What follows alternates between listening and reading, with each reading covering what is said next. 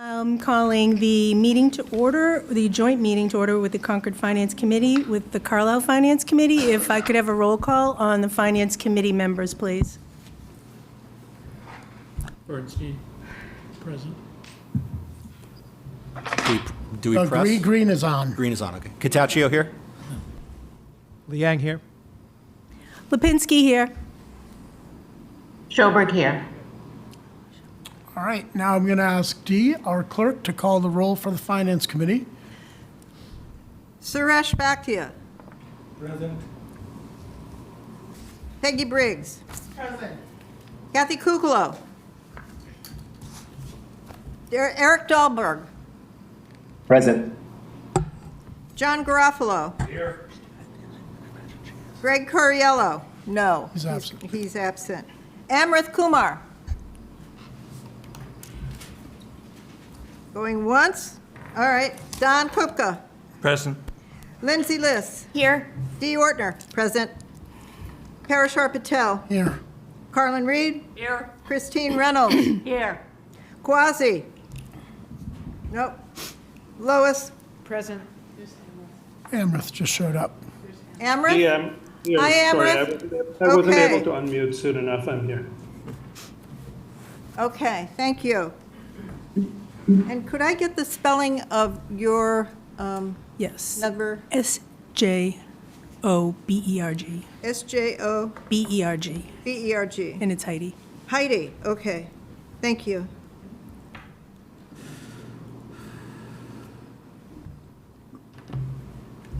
Do you want me to go? You're up. Okay. Hold down the button. No, green is on. Green is on. Hi, everyone. So thank you for inviting the Carlisle FinCom to this meeting. I appreciate it. And just quickly, just wanted to open up, I know I probably sound like a bit of a broken record, but as most of us know, our town has fallen short to our growth estimates. We are really looking at a lot of capital expenditures that we need to address. We have a very aging infrastructure. We're looking at an expansion on our public safety buildings, our fire station, our police station, and it's really more needs, not more cosmetic. The capital priorities, we're kind of at a tipping point where they're really competing with each other, and we really need to make some hard decisions now. And as you probably all know, is that our resources are very limited. We really do not have a lot of options in terms of where we can go for additional monies, other than to the taxpayers. So I just wanted to I just wanted to kind of lay that out. And while we're trying to also sustain our base services, we have asked our departments in Carlisle to go back to take another bite of the apple to see what they can do from a reduction perspective. So they are going through that right now. And I'm hoping that with us that we can work together to also do the same thing as we talk through this tonight. So thank you for giving me a little opportunity there. Thanks, Lynn. And thank you and Carlisle folks for coming over to our cozy little room here. It's been 5 years since I've been on the Finance Committee, so what I'd like to do is maybe just share some of my observations, having gone through 5 years of this exercise, and then we'll start off the discussion. But just a reminder, the Concord Finance Committee is responsible for advising the town on financial matters, just like the Carlisle folks. Among other responsibilities, we establish budget guidelines for the town and the schools. And when we set those guidelines, we're encouraging the town and school leaders to achieve an appropriate balance, right, between maintaining excellent services and controlling spending so that the level of property taxation is sustainable and supportable by residents. We recognize Concordians value our school system, open spaces, green initiatives, affordable housing, good roads, and I'm probably leaving out 20 other things like motherhood and apple pie. But, all of these items, however, compete for resources, which to date have appeared to be limitless, basically. And before we begin our discussions today, I just want to share some observations, and I'll start with the town. The town budget process and capital planning processes are generally pretty good. For example, during the pandemic, the town diverted funding to the schools, and so as a result of that, we're still recovering from the lack of investment during those times. An example is attracting, retaining, and developing talent is a key challenge. Our compensation has not kept up with similar towns around the area. We started developing 5-year projections of revenue and costs several years ago, and I urge that we continue doing that. This year, we weren't able to do it for a whole host of reasons, and frankly, it was not helpful not to have that full context as we were setting guidelines. A key area of improvement is to develop a strategic plan that can be used to prioritize spending among all those priorities I talked about. Right now, we operate in almost different silos. And so then we add everything up and, oh, look how much money we're spending versus prioritizing across those priorities. And then lastly, I also urge the development of metrics and comparisons with peer communities. We don't have that information, so it's hard for us to assess the value that we're getting from spending, whether it's parks or roads or any other services that the town is providing. Those are general observations around sort of what I've seen from the town side. Let me turn to the schools, right? Many positives. COVID response was great, pivoted to meet the needs of the kids and the teachers. They've got a strategic plan in place, and I think that's been refreshed for last year. Response to the Best Western children coming into town was very good, as well as a response to the mental health needs that we saw and we've heard about the last couple of years. And we brought in SPED children in district because we thought that that would ultimately save money. And I appreciate, the development, just like we asked the town, the development of 5-year cost projections at our request several years ago. And we did get those from the schools, so that was very helpful. Let me highlight a couple areas of improvement, though. One is the lack of a capital planning process. I mean, we saw that today, and we've seen that. We're going to talk about the restroom building. There was no alternatives, for example, presented. It was just, here's the building we'd like. We've used one-time grants to fund positions that are now built into our base budget. That, from our perspective, at least my perspective, is not, appropriate fiscal management. Transparency is another one. While there's lots of information that we receive, one key source that's been helpful to many members of the Finance Committee is the budget books that were published up until 2 years ago. Those have not been published, despite the fact that a vote was taken by town residents on April 24th, 2012, ATM, that those be published. And yet, without any notice, they just stopped publishing them. So those are some areas of improvement. Hopefully those budget books, for example, can actually be brought back to life again. Town residents asked for them. So what I would now want to do is share some data, right? I mentioned the fact that the town data comparisons are hard to get by. Luckily, the Commonwealth Department of Education has data for schools. And so I wanted to share that I hope can be used to guide discussions, not just today, frankly, but moving forward about what we can expect from our schools, right? And again, urge the town to develop, either seek or develop similar data so we can have similar conversations around outcomes for town services, whether it's roads, whether it's libraries, parks and rec, et cetera. The reason is discussions about both town and school outcomes and values will be critical if we're going to maintain a reasonable level of taxation, especially considering the multi-million-dollar infrastructure needs that we anticipate for town facilities in the coming years. Otherwise, we're just going to be spending as if we have unlimited resources, and frankly, we don't. So having said that, I'll share some data, which, again, we're not going to get answers to all these questions today. That's not the expectation. But hopefully it starts a discussion. That will continue in the coming weeks and months and, beyond that as well, hopefully. So let me just throw this up here. And we'll throw this, so there we go. Hopefully folks at home can see this. So, just looked at recent trends and asking some questions for ourselves about the future, right? So we've always valued our education system, but yet when you look at the data, 4 or 5 year trends, and compare it to peer towns, we've got some of the highest spending per pupil at CPS, as you'll see in a few minutes. Our salaries and the growth are among the highest. Our student-teacher ratios are among the lowest among peers. Our average class size is comparable, except as you'll see, the regional school district is among the highest. Enrollment's declining and is expected to stay below previous levels. And you'll see the MCAS scores, as well as the SAT scores, they're in the middle of the range. So I think there's a number of questions. I'm not going to go through all of these. We'll make them available to folks, certainly. The red is Concord and Carlisle. Yellow is the state average. And we basically are using the same towns that the schools have been using as peers, basically, right? And so you can see CPS, fourth highest spending per pupil spending growth from 2018 to 2022. Concord Carlisle, on the other hand, is one of the lowest. So it'll be interesting to have some conversations again to try to untangle why that is the case. But that's good news, I think, on the regional school district side. Concord Carlisle salaries, as we've all heard from recent discussions on the news, are among the highest in the state. The percent increases are also among the highest among the peers, right? Concord comes in the middle for public schools, but the growth rates are among the highest as well.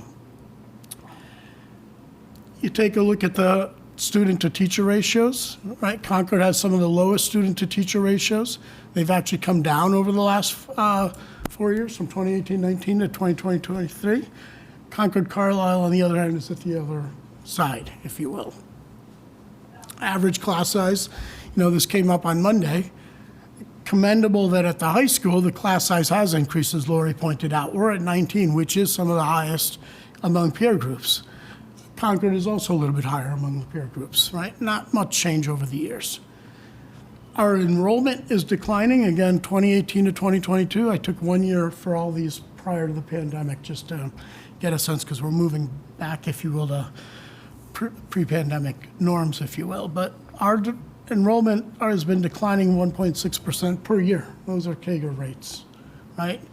Concord Carlisle, 0.9%, slight increase over the next, is what we've experienced. And when you look forward, we're not going back even to 2020 levels. So enrollment will be increasing a bit, but they're not going to get to 2020 levels, at least until, if beyond 2019, I think is what's being displayed there. Our staff growth at Concord is higher than almost all the peers. You can see Concord staff growth through those 4 years is 3.3%. Concord Carlisle's couple ranks right below that, 3% versus 2.6. You see the state average, and you can see some of those peer communities much lower. The next few slides just go over outcomes, right? So you can see what the outcomes look like for CPS, MCAS achievement scores, 3rd through 8, middle of the pack. Science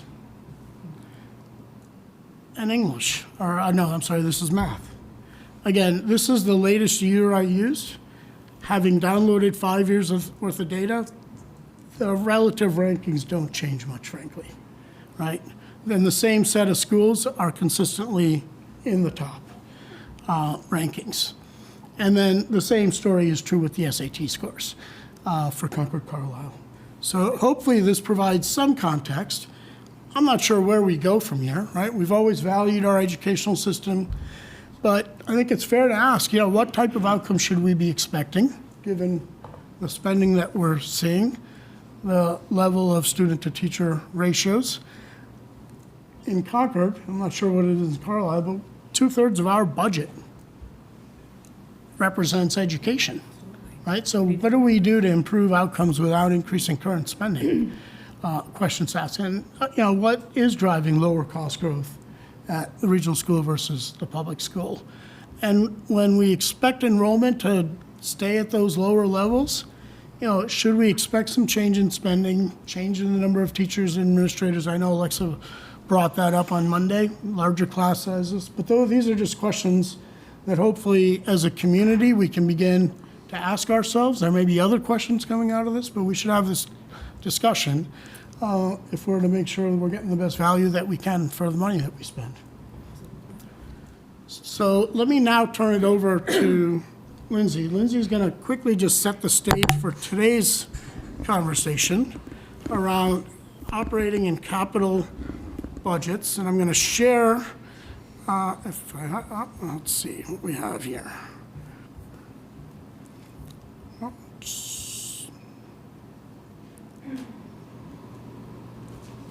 Oh, there we go. Okay.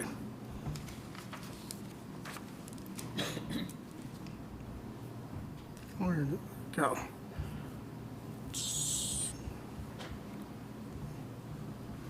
Oh, yeah, I'm okay, good. Yeah. Lindsay, take it away, sorry. Sure, so I'll just spend a minute kind of level setting for the rest of the evening. Can you make that a little bit bigger, maybe? Would you There we also go. talk into the mic a little closer? Oh, sure. Thanks. Okay, I'll look at my computer instead. All right, so tonight we're going to be talking about the town's proposed operating budget as well as Concord Public Schools and CCRSD. So to set the stage, I thought I'd share what was approved at last year's town meeting for spending subject to guidelines, because that's what we're most concerned about here, as well as this year's fiscal year 25 guidelines, as well as the proposed budgets by the operating units. So they're listed here by town at the top. Town is the first few lines, then we have CPS and we have CCRSD. And the columns are, with that dark green, those are the absolute amounts for fiscal year 24 approved is column 1. Column 2 is fiscal year 25 guidelines. Column 3 is the proposed budgets by the operating units for the spending subject to guidelines, which we know is not total spending for these operating units. And then the rest of the columns are showing the difference. So the difference in dollar amounts, then the difference in percentage of what the guidelines are for fiscal year 25 versus what was approved for fiscal year 24. So that's 2 versus 1. The difference in the proposed by the operating units for fiscal year 25 versus fiscal year 24 approved. And then the difference in what is being proposed by the operating units for fiscal year 25 versus the fiscal year 25 guidelines. So that's probably what we're most concerned about here tonight is 3 versus 2. So you can see that for the proposed budgets for the town and for CPS, the amount that's been proposed is equal to the amount of the fiscal year 25 guidelines.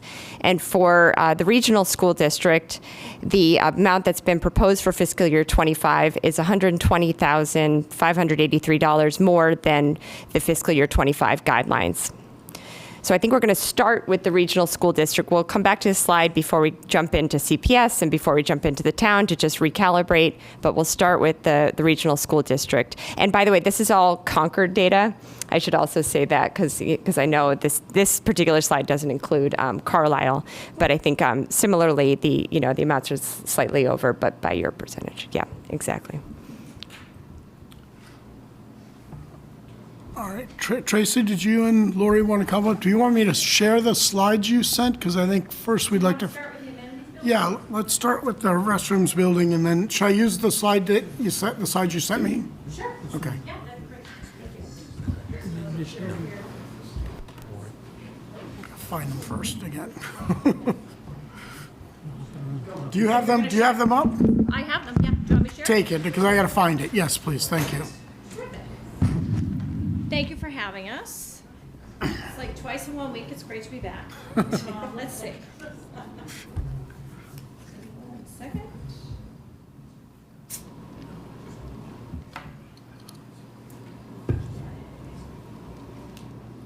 All right, and I'm going to run you through our whole slide deck. This is called the Amenities Building. I was actually with the Concord Commission on Disabilities at 5 o'clock tonight, and oh, sorry, I should know about the microphone.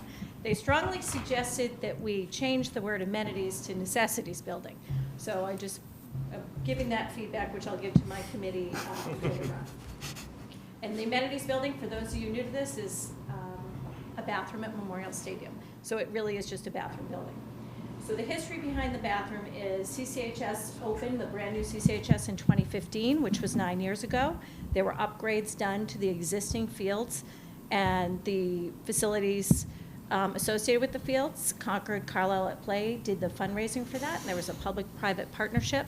They raised $5 million to complete the fields, and we gladly accepted that donation. Not enough money was raised to complete the project, including the bathroom facilities. And in order to do the fields project, they removed an existing building and didn't replace it. So our temporary solution for the past 9 years has been portable restrooms. And currently there are 3 restrooms down there. In 2018, a campus advisory committee was established to determine the next steps for the campus completion. The top priorities were the paving of the ring road and the lighting, which we completed last summer. Currently, if you want to go down to Memorial Stadium, you can envision this. It's on the back side of the tennis courts. The baseball fields are next to it. We have 3 portable restrooms. There is 1 accessible restroom. The proximity of a permanent bathroom is too far away to be considered accessible. That handicap accessible restroom is accessible but not necessarily ADA compliant. You need to have 360 degrees of turning space inside of a restroom. I believe that one only has 180, so it is accessible, but realistically, someone in a wheelchair would have a challenge using that bathroom. We do have some storage under the bleachers. We have a shipping container under there if anyone's interested in that. And then in terms of a concession stand down there, we have, which is, again, a nice to have. It's a nice to have, except for our sports teams do fundraise money for assistant coaches. And so groups will come in and do a pop-up tent and sell items there to do that. And here's just another picture of the space so you can envision where it is. And those 3 portable restrooms. And we should note that we do bring in more restrooms for graduation, for example. We bring in a stack of restrooms. We will probably bring in an additional portable restroom. We have had some people reach out to us with grandparents that have challenges getting down there. We provide golf carts to get there, but graduation does become an issue. And the big question is why now? So currently, we're not in compliance with the Massachusetts Plumbing Code. Now, do I think that, the Plumbing Association is probably going to come down to the high school? Probably not. We have a temporary situation, so it serves our needs. But again, we have 3 restrooms. The Plumbing Code requires 44 restrooms, and feel free to jump in if I get anything wrong. The Plumbing Code requires 44 restrooms, which sounds like an excessive amount, and it is. So what we would have to do is apply for a variance to get 22 restrooms, which is what's required. So because our stadium has an 1,800 person capacity, the requirement is for 22 restrooms, split between male, female, gender neutral, and handicap accessible. We don't have a choice on this. Any permanent structure is going to have this requirement, and other schools deal with this. It's a public space, much like an auditorium is a public space, stadium is a public space. All of them have the same requirement.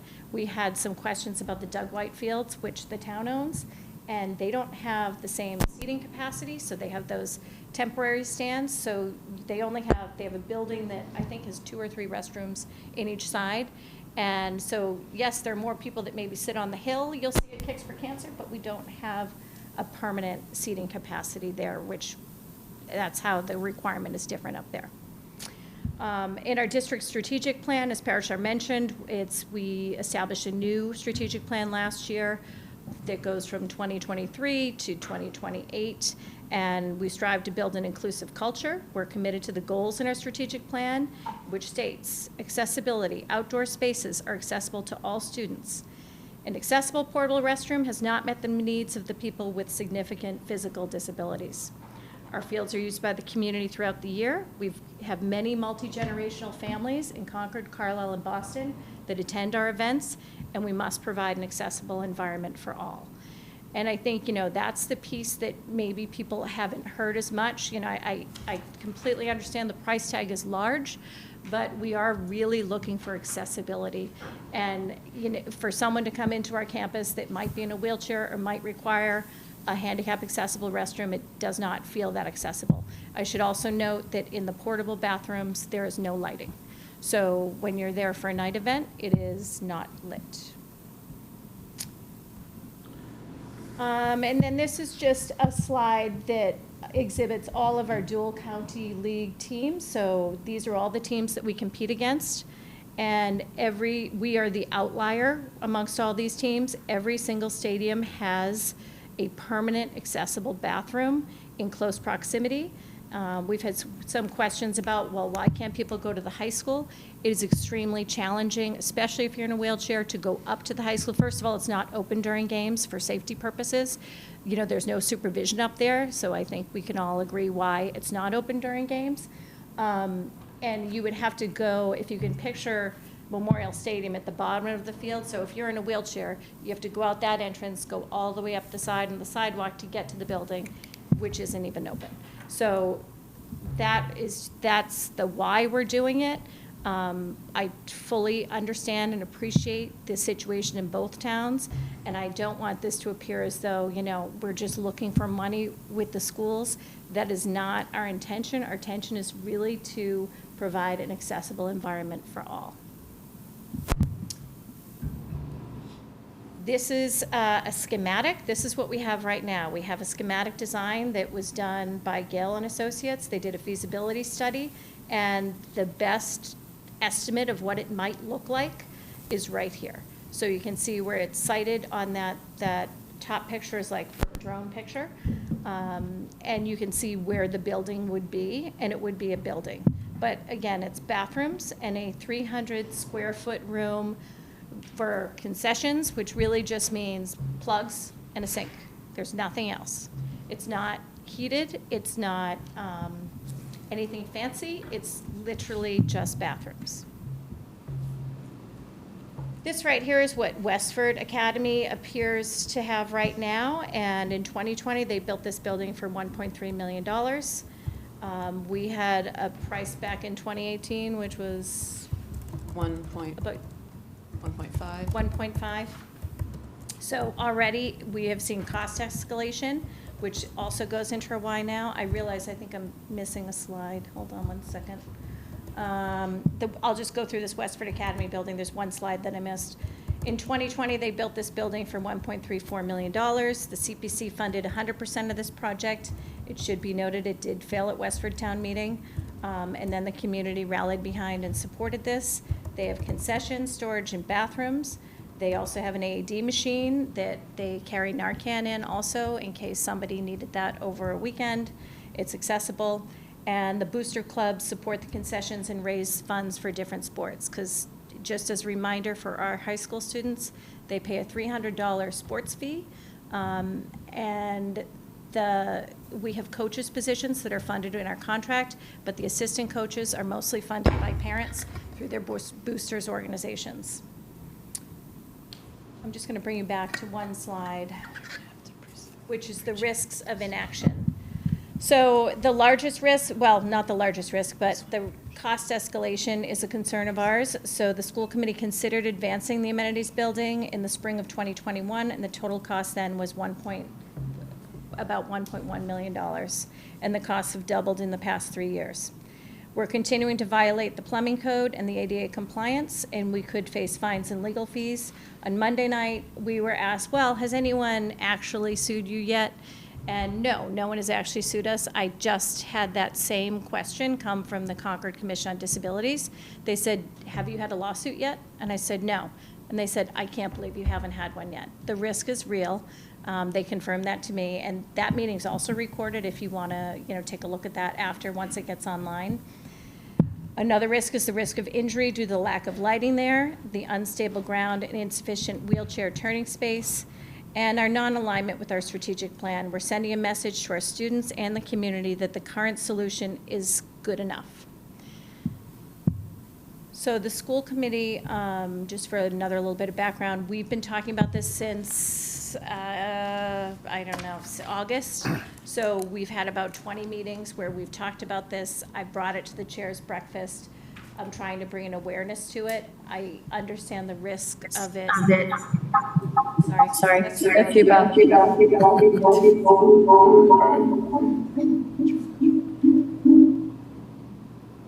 I certainly understand the risks that it could fail at either one of the town meetings, it could fail at the ballot. I hope that we've brought an awareness about the situation that we have down at the field. It's not a question of if we do it, it is a question of when we do it. I think we're gonna have to do it at some point. I'm open for feedback. I asked the same thing of the Commission of Disabilities. I said, if you have suggestions, please bring them to us. Our committee will meet the Tuesday after vacation. They did have a couple of grant suggestions that we could pursue, which we will actively try and pursue. Anything we can do to offset the costs, we want to do that. It's never going to cost us $50,000. Like, that's definitely one thing. I did take some feedback from the other night, and I looked into some prefab options, and that's about $1.4 million. But we'd have to do the site work ahead of time, so it's not really a real estimate. We can certainly send some of our information to them, and they can give us a better estimate. Obviously, we want it to be less than that $2.3 million, but that's the best estimate we have, only from a feasibility study from Gale and Associates that gave, they did a favor for us by even giving us an amount, what it would be. So that's where we stand with that, and we're open up for any questions. So let's do this. I've got one question, and then we'll just go around the room and raise hands, et cetera. So on the plumbing code, Yep. who gave you the interpretation that you're in violation of the plumbing code? So there was an architect on with me tonight, and he said, it's absolutely the plumbing code. I'm an architect, we deal with this all the time. I referenced it in there, you can look it up, and it's a literal formula. So a lawyer has not given an opinion whether the plumbing code applies if you've got a building versus lack of a building, right? So with we have 3 portable restrooms.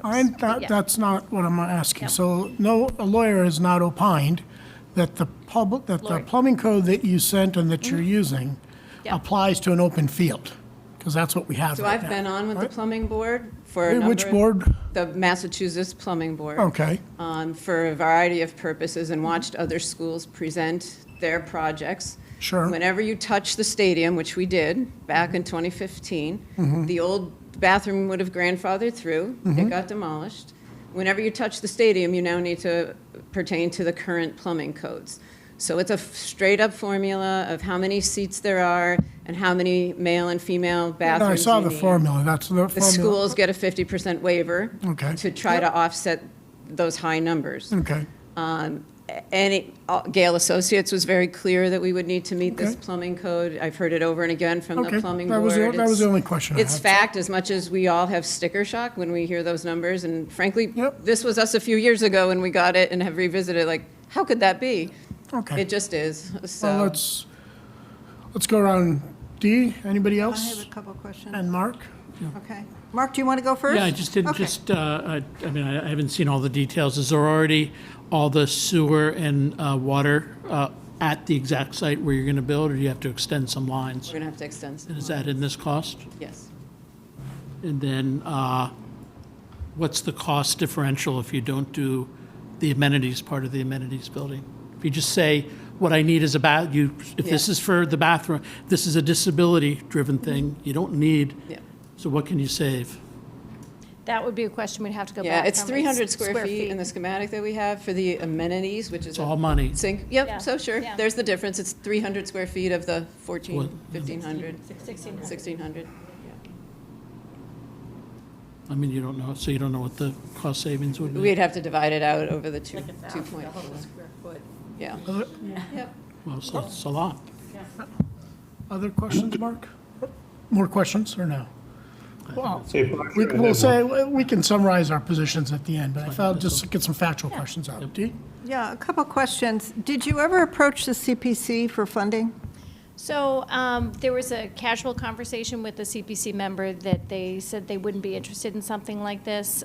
They'd be more interested in a track, because we're also looking to complete a track at the high school. But again, that would not be money that we'd be asking for both But the towns for. Okay. That would be a strictly fundraising, because we have a track What that would our be- students use. the track would be The track would be a Strictly? private group would Okay. have to fundraise. That's what you're yes. doing there. So you could go back to the if this failed this year, you could go back to the CPC Yes. next In year? both towns. Okay. Yes. That's one question. The feasibility study, that's fine, Gale Associates did it, they are familiar with the site, et cetera, but do you have to go out for a competitive bid on this So- project by law or by, Yes, unless You- there's yes, we would, unless there's okay, a state vendor that would do the work. But yes, that's typically what you do for construction, invitation for bid, okay. select the lowest qualified bidder. The highest of the lowest qualified qualified. bidder. Assuming they, The lowest meet of all the the- qualification requirements. Yeah.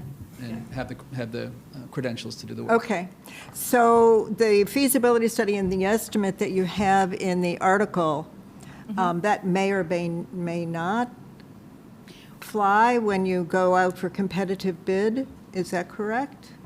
Well, we can't go any higher than what we ask for, right? So it would have to come under But if that. all the bids came back higher, you could not go forward, is Right, that we correct? could not go Can't forward. legally Okay, accept the so you may get approval at town meeting and not be able to build it this year because it might not, you might not have the funds for it? Do you wanna Is that comment, possible, or how would that work?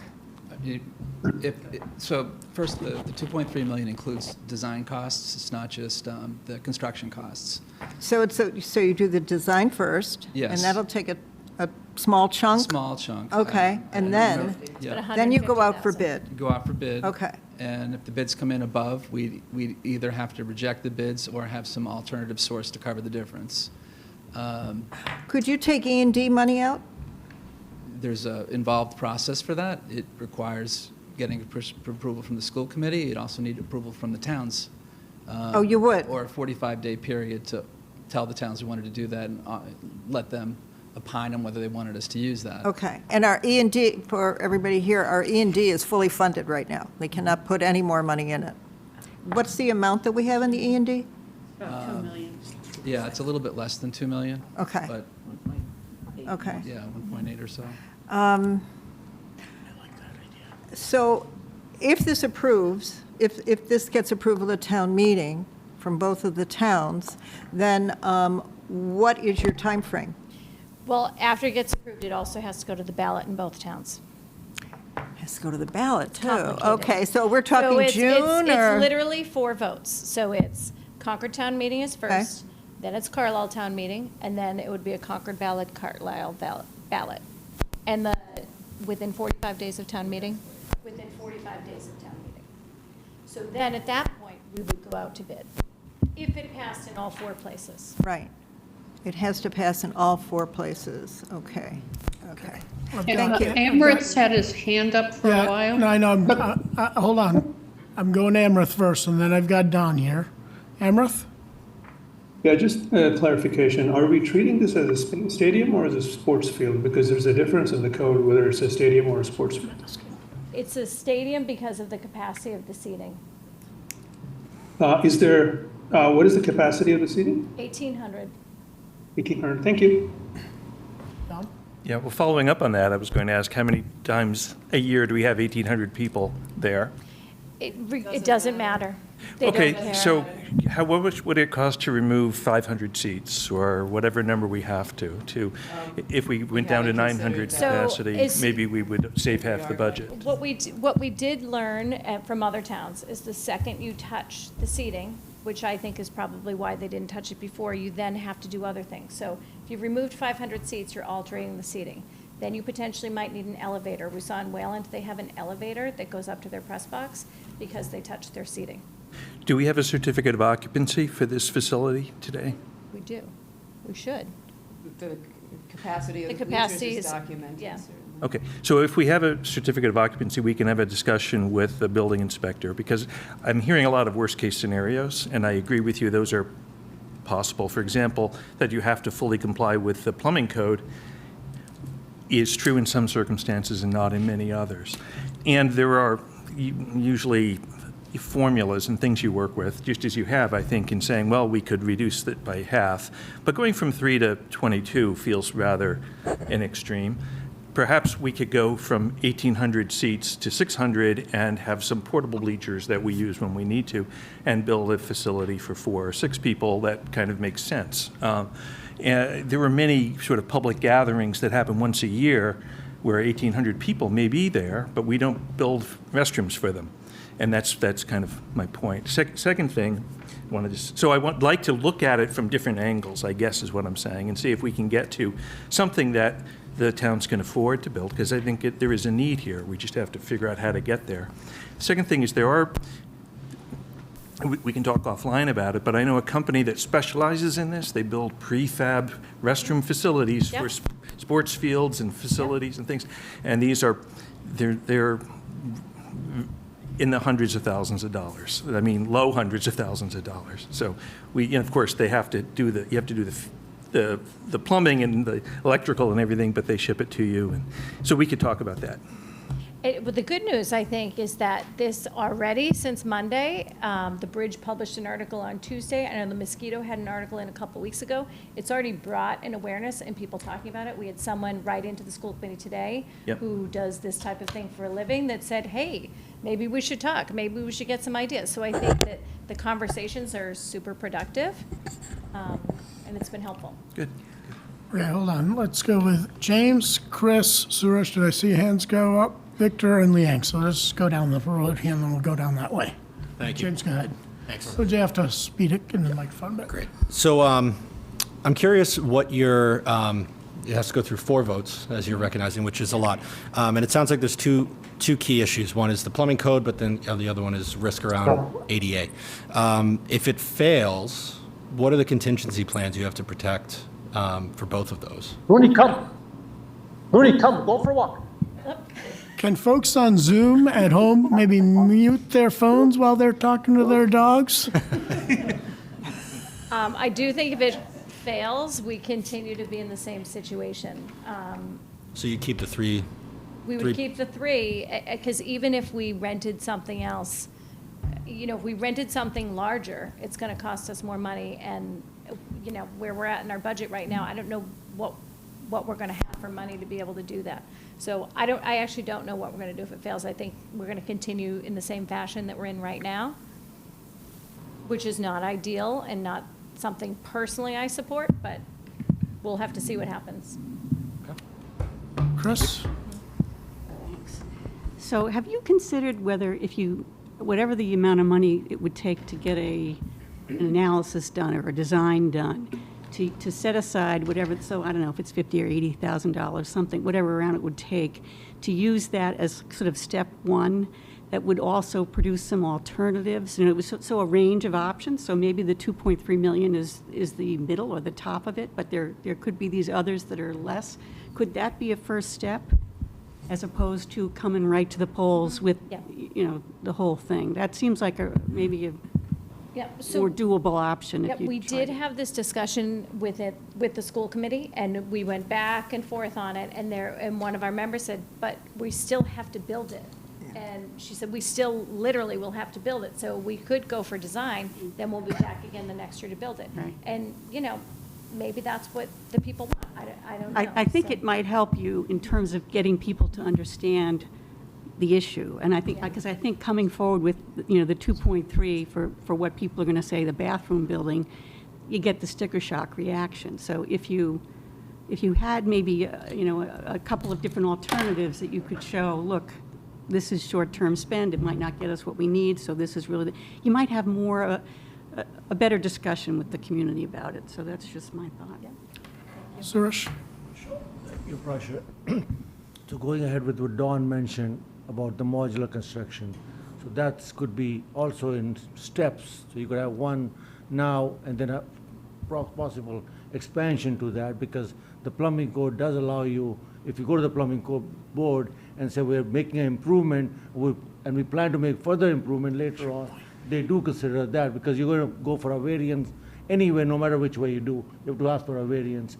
So part of the variance could be a stepped approach, which will, again, going to your point, not having the sticker shock.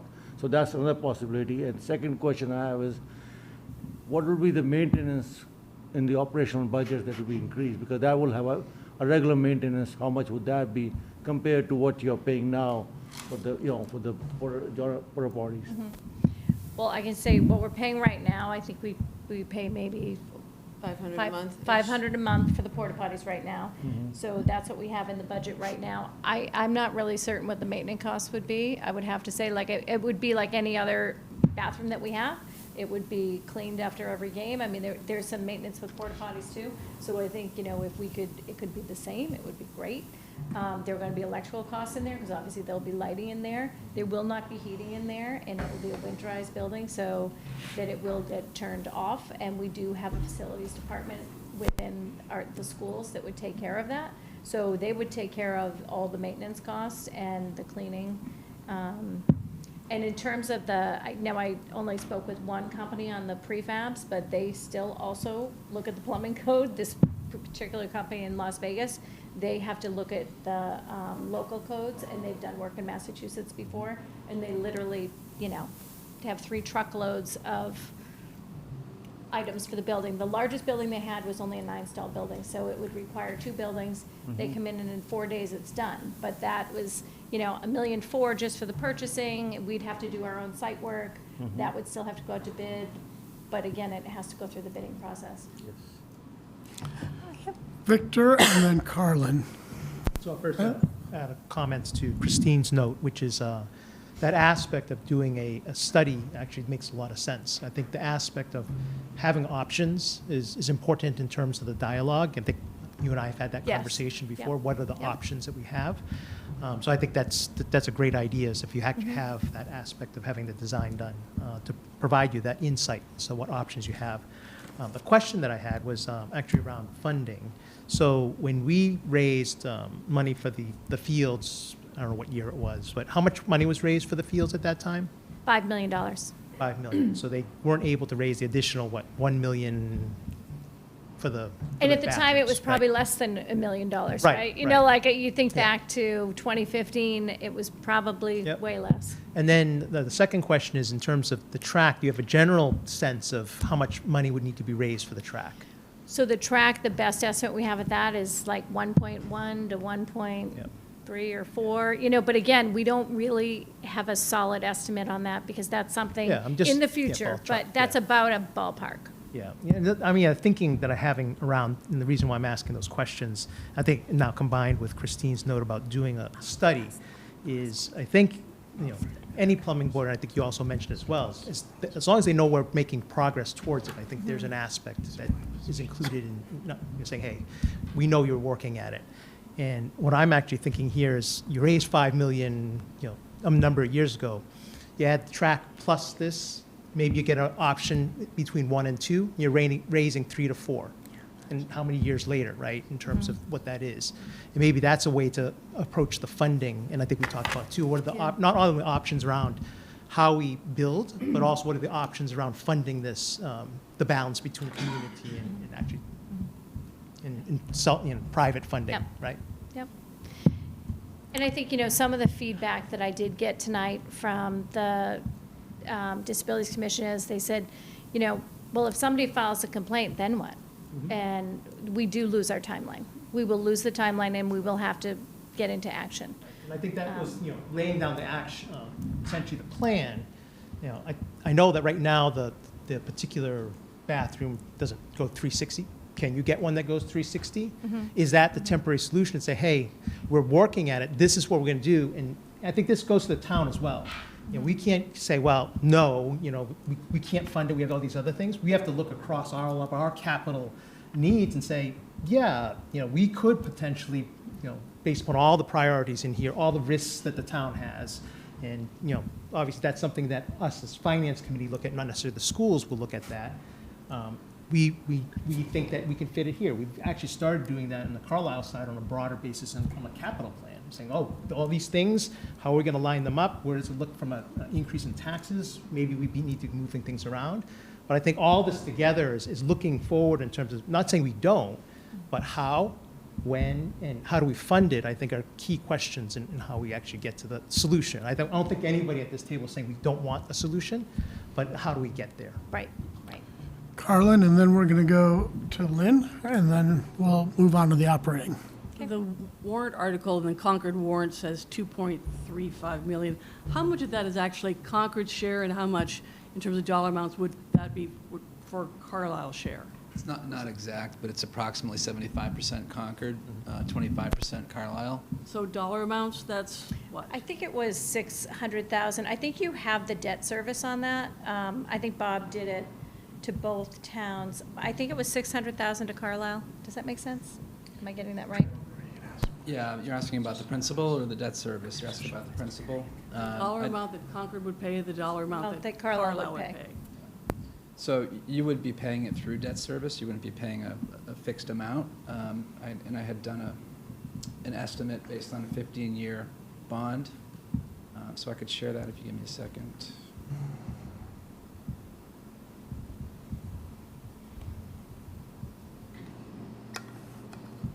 Carlin, did you have more questions? Because otherwise, okay, so why don't we do this? While you look that up, Lynn's has one question, and then she's going to close out with a statement. Thank you. I just wanted to readdress how you got to the waiver between 44 and 22. What was the criteria that they allowed that? Yeah, they actually allow that for all schools to apply for. Just across the board? Yeah. So it wasn't higher like ed, any? Public school, any school Okay. can apply for that. So we couldn't go back and go, well, what about 10? They consider that 5? grace for the schools to get the half. Oh, okay, all right. 50%. That makes sense. Yeah. I'm So going I- to just share one screen for you, sorry. So this is the model. This assumes Make it bigger. There we go. Sorry. assumed interest rate, 15-year payment period, and that's the current up in the top right, the current breakout between the towns, Carlisle and 78, Concord. 42. That's based on student enrollment. And so what I see typically in the town debt service, at least Concord, is we do level principal, and with level principal, your interest costs decline over time, so that shows you what the principal payments would be, what the interest would be, and then on the right, actually, I think I modeled this for Ryan McLean, since he asked about the Carlisle piece, but on the right, you see the Carlisle's share and the Concord share by year, and it declines over time because the interest costs decline and we keep level principal payments. And 15 years is just the period we picked. You could do 20, you could do something different, but it has a useful life of at least 15 years. Okay. Bob, just a quick question on that. Would you reevaluate those on a yearly basis, the percentages, based on the number of students? Correct. Okay. Yeah, they just would get changed. All right. Our assessments would change based on the student population, but Okay. we won't know that until Till that future year, years, right? October 1. Right. You're up. So just a couple of things I wanted to mention, just to reinforce what Christina also said, is that I think a study, to go down the road of having a study, really is the prudent thing to do. It's the fiscally responsible thing to do. And I think it will serve multi-purpose. One, it's going to show true alternatives. I mean, we've heard tonight, there's some really great prefab options, shipping containers. Mark brings up a good point of, do we just address the ADA issue? I think all of those things will come out from a study perspective. I think the other piece of this is it literally will show we did our homework, no pun intended, for the schools. And it will bring all the towns and I think all the voters together. When you've really covered your bases, we can go in and really do this right, and I think we can get some really strong support. So I definitely want to just mirror what was said tonight in terms of, and Victor had mentioned it as well, that I think that really is the first step, and then we can look at funding options. Can we get some CPC funding? I mean, nobody is against this idea. I just think it doesn't feel fully baked from my perspective. But I really do appreciate all the work that you guys have done and, everything that you've presented tonight. So thank you very much. Chris, did you have a quick question? Because I'm going to summarize and we're going to go I on. just had a comment. So what maybe what you said, Tracy, or what Yeah. Dee said was that the CPC was less interested in this, but more interested in the field, the track. Yes. So do you think the people who we might go for private funding would be interested in this? Could we flip it? In a bathroom? Yeah. Well, I don't know. amenities Yeah, in building. amenities building. Amenities building. beautiful- A necessities Necessities building. building. Yeah, we have to float that necessities Maybe building. naming I don't rights. know. Yeah. For each toilet stall? We have to consider everything. I mean, we really are considering everything. Might be able to flip it. All right. So let me close this out. So I completely agree. I mean, it's troubling, frankly. Three aspects trouble me, and I think a study would address the concerns. First of all, we're talking about an old plan. Financial conditions and a lot of other things are different than they were 8 or 9 years ago, number one. Number two, we don't have any alternatives. Yeah, well, we could do this, we could do that, but nothing was actually studied. And we're sitting here, can we drop the amenities or the, storage space, and how much is that going to save? We don't know. We don't know. So frankly, a study would address both of those points. And this goes back to my opening comments. I mean, proper capital planning, we wouldn't be sitting here 2 months before town meeting discussing the alternatives. You wouldn't be dialing for folks in Las Vegas for alternatives if we had actually done this through rigorous process. I think the other piece that is troubling is, and looks like we're never going to address it unless we come up with something creative around the source. But 8 or 9 years ago, I think the premise was private funding. I'm assuming they also said what you're telling us about the track, that we won't need public money. And yet here we are with public money coming. And frankly, I have no faith that if you go for a track and you fall short, you won't come back for public money. Basically, just based on this track record. So for all of those reasons, if we want to spend $100,000 or $150,000 on a study for alternatives, not just redesigning the building, but true alternatives, I'm all in favor for that. I recognize the risks and the need, but it doesn't mean we have to go back to exactly what we had before. So that's sort of the way I'm thinking about this. By the way, the exposed storage under the bleachers for whatever you have there, we've got hundreds of thousands of dollars worth of public works equipment that are exposed to the weather for which we're not doing anything. Oh, yeah, we're not doing anything about the exposed I'm just pointing out that the fact that you've got a storage container exposed under the bleachers, I shrug my shoulders. We've got thousands of dollars worth of equipment basically exposed, and we haven't been able to address that because we have limited resources. So my advice is, shrug the shoulders on that. I'll remove that. With from the all due slide. respect. That's from another presentation. Well, whatever it is, I just, with all due respect, Yes. that doesn't draw any sympathy from me. No. So, okay, we're going to go to. No, I just want There's to. no storage. Yeah. Well, whatever. Yeah. All right. I have one comment that I'd like to make about Okay. this, which is, I think you've heard us, and you have time, even up until town meeting, in order to change your article. You could come in with a different article if you wanted to, I would assume, and then to do a study, which might get you the footing that you need so that everybody is on the same page for the subsequent year. So I don't think anything is lost here.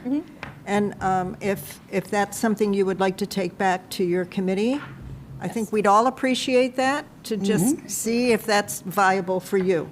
So our meeting is February 27th. I'll take all the feedback back to the committee. I have some committee members here, some online. I think they've heard all the feedback, and then we'll have a discussion about it. And I guess just in closing, what I will say is, I'm glad that there's an awareness to this building, because I do think it's a necessity. There is really an accessibility issue. This is not just like, oh, we want to get something. It is an accessibility issue. We have had complaints from older people. Excuse me. Nobody's denying that. Yeah. The So I only just want to question, be clear. Nobody's denying it. Nobody said, nobody's denying the issue. The issue is the solution. The questions we have about the one solution that we were presented with no other alternatives. And I think what you're hearing is, let's do a study to look at alternatives. That's all. It's just that simple. Yep, and I'll take the feedback Okay? back. So So thank let's you. go Thank back, you let's for go having 10 us. minutes on the operating, right? Yep. So we're 100 and how much over 121 over the Finance Committee guidelines. So what's next? So Bob's going to pull up the back up to where we are in the big picture, and then it splits out Concord and Carlisle. I'm going to let him get the numbers up so that you have them while I talk.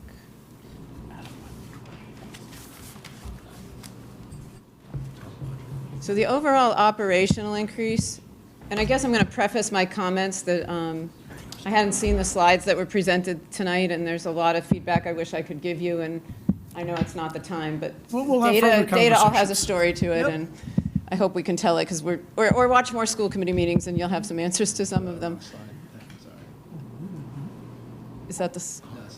No. So the overall operational increase to the high school budget this year is at 3.08%. So I just want to lead with the headline that it's a 3% operational increase. I completely heard the feedback that we're not where either community is hoping, but that felt really good to us. So I want to lead with that, because that took a lot to get to that. I riffed someone this afternoon to get to that, because we're right-sizing things. So we're always looking at what we need and how much we're going to ask for so that it's fiscally responsible. This document is from January, when we did the right sizing after some further depth into the teaching staff and realizing that we could reduce 0.75 in math. That was on top of the other things we had already done to get to the 3.08. So why don't you scroll down and we'll look at the assessments. So this is where the assessments sit, and I'm not going to go through all these numbers. You can see them, and you probably know them. The split between Concord and Carlisle, and I think a few key points that feel important to me to make as we're starting this discussion. The Concord guideline is level with the town and CPS. Within this budget, we have to absorb insurance increases, workers' comp, all sorts of things that are out of guideline in the town process. The other part to note, and I think Carlisle will want to especially note, the assessment shift varies year to year. This year it's a small swing to Concord, so $55,000 to $60,000 of Concord's increase is just the number of kids in the seats. And that's part of what's reflected here. And normally, and Carlisle I think will weigh in because they absorbed a massive assessment shift last year. We normally do that after we talk operational costs, and because that translates differently in each community. So I think that's more my message for the Concord folks, is the guideline didn't factor in the enrollment shift, the slight enrollment shift. So this is the big picture, and there's a lot of backup that goes with all of this and how we got there. Like I said, we're always reassessing upcoming things that we're going to be doing. The kids have just signed up for their courses for next year, so we've got fresh data to start re-looking at FTEs again. I think on the flip side of that can go either way, right? What I won't do is if I have swings where I suddenly need a little more in a certain content area, I'm not going to come ask for more. I'm going to just figure it out. So, I think it's a juggling act constantly, and it's not one that stops at any one point. We're always making our way through. So I'm not sure what the next part of the conversation wants to be, other than we're still working. And that, I think there's some things that didn't totally get factored in yet, at least on the Concord guideline side, and we just would like to bring that to people's attention. See if there's any questions. So what I'm hearing is you're still working and the numbers may change. Still working. I that's fine. haven't figured out how to get where you all are hoping. That's unfortunately still the message. No, it's fine. We still have public hearings coming up, and then we'll make the recommendations on the final number. I mean, we're not that far off of each other. I guess I'll understand. also leave with, hopefully we all recognize that too. A question? Yeah, could you tell me, do you know what the Do you know what the insurance increase is this year for you? So we're leaving Minuteman Neshoba because they've dissolved, and frankly, the rates there had been 13% last year and looked like they were going to be again, and the whole agency's become insolvent. We're moving over to Maya, and we're just in the transition process right now. This is both the region and the town of Concord and all of the CPS schools. We're expecting about 10%. I think over time it could be even healthier because there's a bigger picture there that's much stronger. But the transition year looks like about 10%, which I guess is better than the 13 we were afraid we were going to get. So that's what's being projected, is about Yeah, 10% that's increase? Is that what they're telling you, Correct. Bob? Yeah. Correct. And we're moving to a larger group, larger Right. cooperative. Yeah, I'm Maya, familiar with a little them, yeah. More stable. And we're also guaranteed when we transition to get no more than the average of the overall increase for the pool. We're in a trend with Minuteman where as groups leave, the groups that are left are the people that can't go out and get quotes Right. for better prices, so you're getting a less favorable pool. So we do anticipate some stabilization when we go to Maya. I'm sure that I think the town does as well. So, but this year we don't. We need to absorb this year. We also need to pay some exit costs. separately that are not in the budget that will factor in through E&D. And the town probably has to factor in through free cash. Do you differentiate between your retirees versus active? Is it, or is it the same rate? Well, we have two different accounts for each, but we pay certain percent. We pay 50% for retiree plans. If they are of retirement age and they're Medicare eligible, it's a lower cost, typically a MedX supplement plan. But Oh, okay, so you do have we have tiered, different lines in yeah. the budget, and we keep track of it separately. We are funding our retirement costs through an OPEB trust. Right, And yep. anticipate we'll be in very good shape in 5 years. I know, I saw those numbers, they're pretty aggressive. We have a ways to go. Thanks. Do you have a question, and then we'll... I just want to refresh, do you have any teacher negotiations? We are actively at the bargaining table with both the Concord Teachers Association and the Concord Carlisle Teachers Association. Okay, so my question is, can you tell us what a ballpark, a We range? can't really talk about it because otherwise. Because you're in negotiations, but there will be an impact to our numbers that are here. Let's at not go this there. time. We've talked about We this. can't- Let's not we go there. can't. No, we're not All going to right. go there. Okay. Victor, did you have a question? Okay. Other folks, questions, comments, concerns? Mark? So you're not off by, I appreciate that, it seems like 0.08% is, I only say that because it's been bigger other years. I know. So, and not minimizing you it. I'm not. but we're interested in reducing. Understood. As far as, another 20, 25,000 may not seem like much, but it actually matters. So have you to get, I guess the task was 3% versus 3.08? Was that the ask I from the? think so. No, 3.26. 2.6. For the overall, but that's based on, this is where we have to slow down and make sure everybody follows. The 3.26 guideline would come off of this chart, which is the assessments, not the operational increase. So the operational increase is the same to all of you. It's 3.08% spending increase. The assessments is what you're trying to. So let's do it another way. 120,000 is our piece, right? So what's 25%? Yeah, 20,000 or whatever. Exactly, right? 30,000 Yeah. probably. Exactly. So I guess my question is, have you looked to see, okay, if we actually took that out, what would we do? Oh, we're actively, constantly looking. We haven't stopped looking You since don't our know last what- conversation. You don't have anything to offer? Not at the moment. We're still processing. Victor? Again, maybe the student sections will help us. Yeah, I just have more of a comment. I liaison working with the region. And one of the things I ask us to think through too as a committee, certainly we can put numbers out there and say, well, this is what we want you to hit. I think it behooves us to also look at some of the drivers underneath why they're asking for what they asked for. So some of the things that Dr. Hunter actually highlighted, can't control, but they're actually driving it up. So if we actually get them to come down, we may be asking them to actually reduce services. And I think that's the piece that, and they provided, if you looked at their, at least our presentation when they came in December, they provide, here, these are the pluses, this is what's going up in the budget, these are the minuses, which I always appreciate that you do that zero-based budgeting, because you're looking at areas like, hey, I need more teachers in this area, but less in this, and I can actually look at the end and say, what's the net? So I think that's another lens for us in thinking about that aspect too, is 0.8% or whatever the percentage is that reasonable given this or not? I think that's for us to look at as well. And I also, go ahead. And I also think, to that point, Victor, that that's the point of this exercise, not only from the school's perspective, but we've asked every department to do that, right? We've asked them to go back and say, can you make some more reductions, but let us know what that risk reward is for us to make the decision. I'm not saying that they shouldn't. Yeah, I'm just saying contextually. yeah.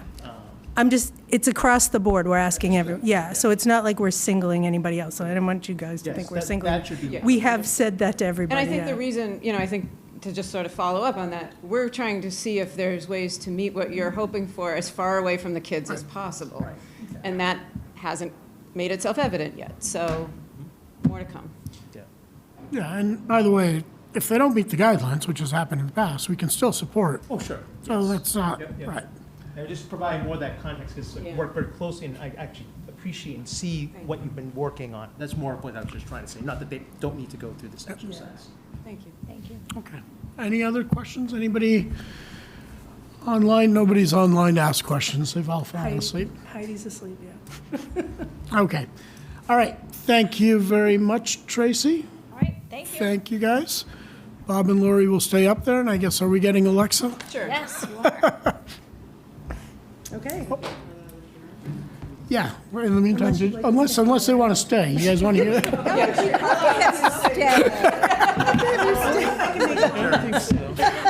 More than welcome to stay and ask questions. I think she needs to close our meeting. Yeah, she needs to close it. So could I have somebody from our committee please put a motion forth to adjourn? So moved. Seconded. James? Seconded. Okay, seconded by Mark. Yep. And could I have a roll call, please, for everybody? Bernstein, aye. Cataccio, aye. Liang eye? Lipinski, aye. Schoberg, aye. Thank you, everyone. Yeah. And Thank you all. thank you guys. Thank you guys for doing this. I think it was a very productive session. For And coming up, don't forget, next year. Lynn and I have talked about actually making this. But we've actually talked about continuing this process, right? And doing it from the beginning, Very actually. beneficial to do that. So this is awesome. Thank you, guys. Thank you. You haven't seen The Last of Us yet. You can try and get rid of us. Too late. Thank you. You brought us to the party, we're staying. John and Peggy, do you guys want to come up here? Peggy and John, you guys want to come up? It's up to you guys. Good night.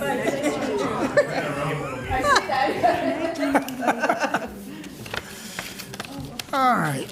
Why don't we continue with our session while you guys going to move up? They are moving up. We'll give them a minute.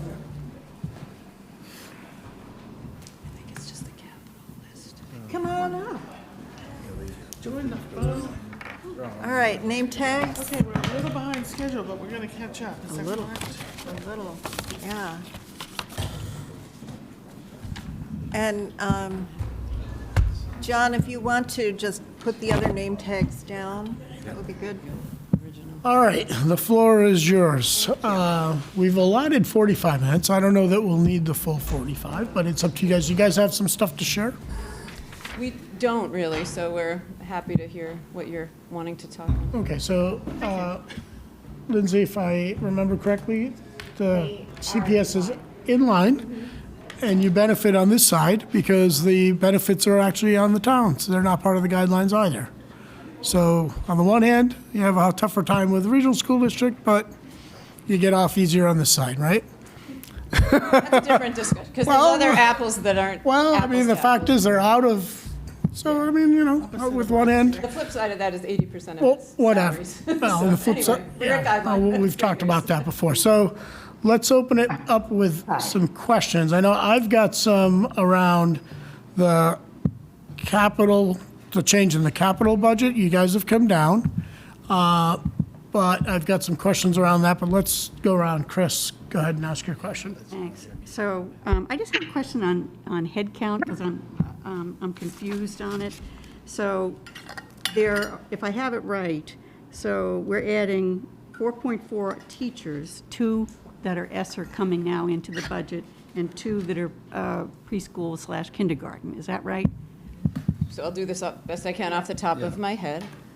We had 2 positions to make our way through from ESSER, which we have. And then preschool is just strictly needs Right. that have gone up. So that's Right. 1 teacher. Oh, it's 1? It's 1. It's 1, okay. Yep. So you think it's 3 teachers then, altogether? Yes, and Okay. yes, that's the short answer. 2 that are already there, but they're now hitting the Yep. budget, and 1 Yep. that's new related to preschool due to the Best Western folks. And then on the tutors, we have 5, is that correct? So the support staff is all based on special education needs. Okay. And completely driven by those needs. We reduce and then we add where we need to. That's always a moving number. So we really, when we bring you a budget, it's a snapshot in time and a fingers crossed that we've adequately prepared for what we know and maybe what we don't. But we don't build in buffer positions there. We base on what we know at the moment, and then if we need other things, we have to try to figure out how to reallocate something and give up something else to make it happen. Okay, so that's a large bump, though. So we'll have over 8 head count adds this year, then. That's a A big good one. portion of that is at the preschool. So Yeah. when you add a preschool section, you're also going to add a preschool support staff member. And Bob's got a little bit of it here in front of him. I don't know if you want to add to that. The other teacher is the Thoreau kindergarten teacher based on Right. enrollment. So that's the 4. There are offsetting, so it's not actually going to be an increase in teachers. There are offsetting reductions, which we Correct. haven't talked about in detail.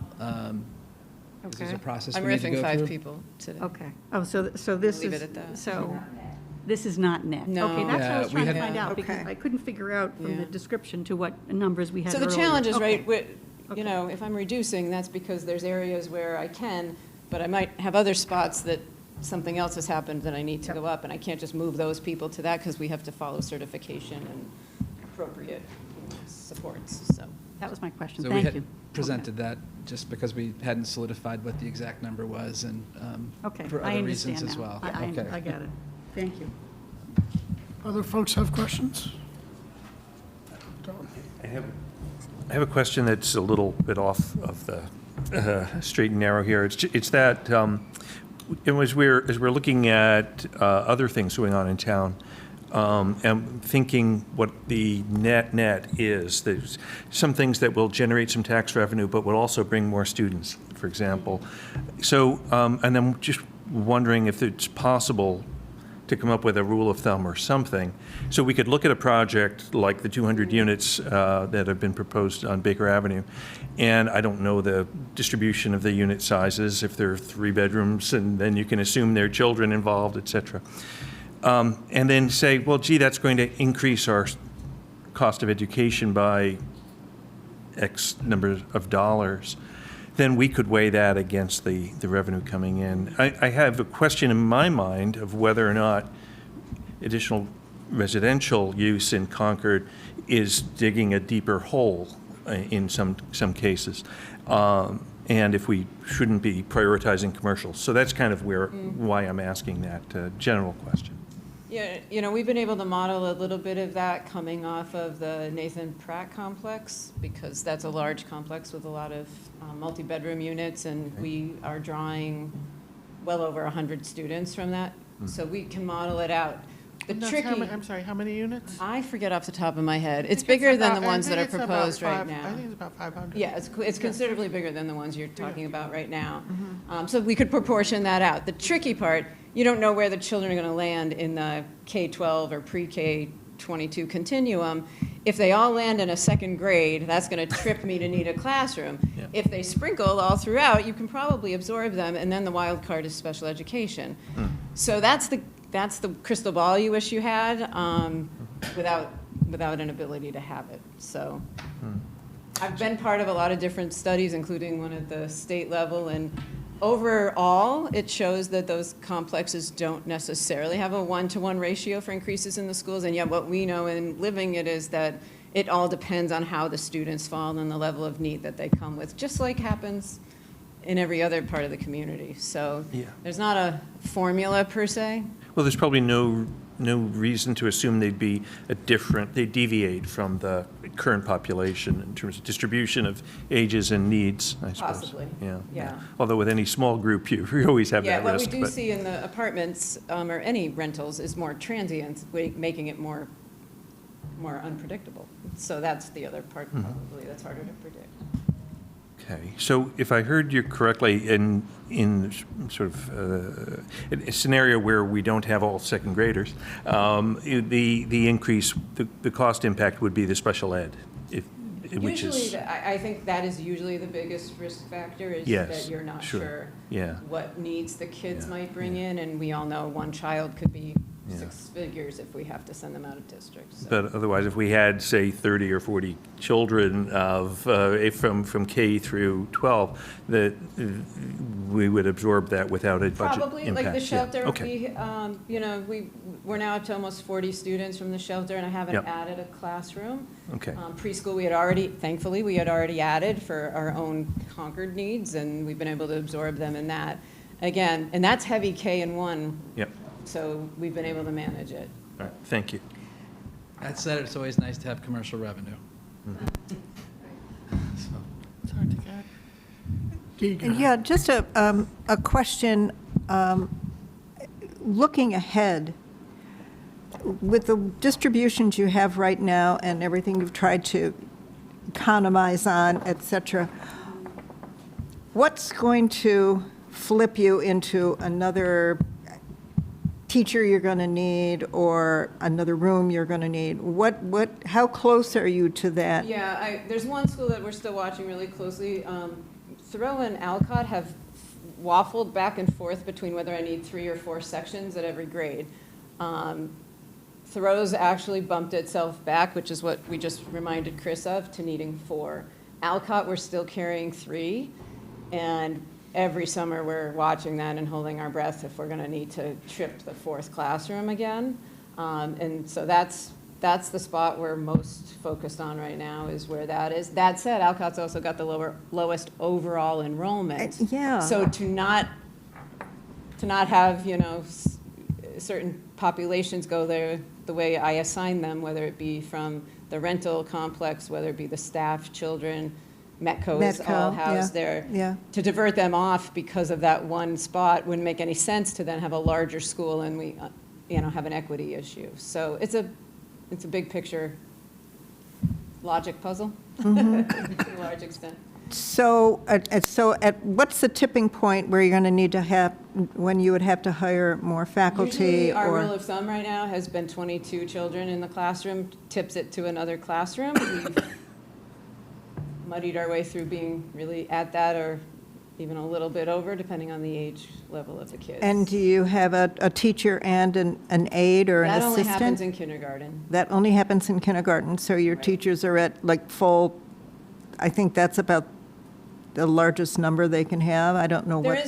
We don't have a contractual number, there's no state requirement. Okay. I'm going to say in the low grades, 22 feels a little big to me. I'd rather they were at 20-ish or a little under. So we're constantly juggling all these factors of research-based practices and what we think we can accommodate. But it's one teacher and whatever number of students we assign. Okay. Do you have any, in all your schools, do you have any vacant rooms? We do not actually right now, so that's another pinch point for us as the special education programs have filled out. Yeah. They've taken some of the space, so that's something we're juggling. Okay. Not to the point of a huge problem, but it's a juggling act. And is the language, how is that working in the language needs, I should say? How is that working in That your might be one of the schools? most fun things I could talk about, is the growth of the children coming to us with their limited English and the growth they've made this school year. It's extraordinary. I don't know what other word to use. They're often fairly fluent, even by this point in the year.